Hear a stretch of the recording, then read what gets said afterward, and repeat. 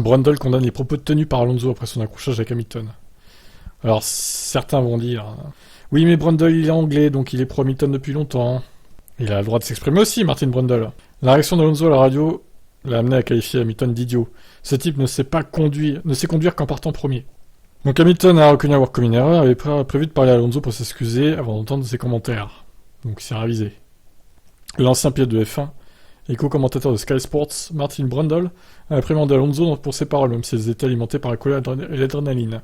Dans sa chronique, il a déclaré les commentaires de Fernando sur le fait que Lewis ne pouvait gagner que de l'avant étaient à mon avis totalement inexacts et injustes.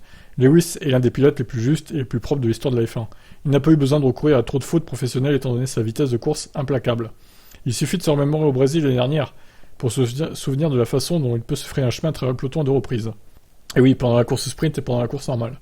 Pour Brundle, Hamilton n'est pas exempt de tout reproche. En effet, l'ancien pilote de F1 remis en question la remarque de son compatriote britannique selon laquelle Alonso était dans son angle mort lorsqu'il a tourné. Étant donné que le pilote britannique s'était placé à côté d'Alonso et qu'il avait tout au plus une demi-voiture d'avance, à l'entrée des combes, Brundle a ajouté « Lewis a dit qu'il ne pouvait pas voir Fernando dans son angle mort, mais franchement, il devait être là quelque part, et l'Espagnol fait de son mieux pour rester à l'intérieur et laisser de l'espace. » Lewis a vu les images et a immédiatement levé la main et a accepté correctement l'entièreté de l'accident.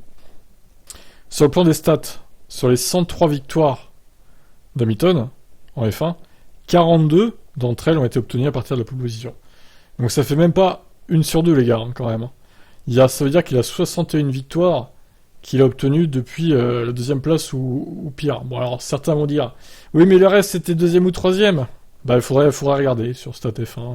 Je sais pas si on peut trouver ça. Je crois pas qu'il y ait ce genre de stats, mais bon. Bon en tout cas voilà, tout le monde s'accorde à dire que les propos ont été abusifs.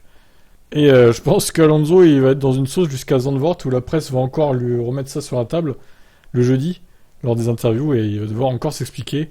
Ça va être rigolo, à mon avis, ils vont convoquer les deux là. Ah là là, j'ai hâte de voir ça, tiens. Allez, ciao ciao.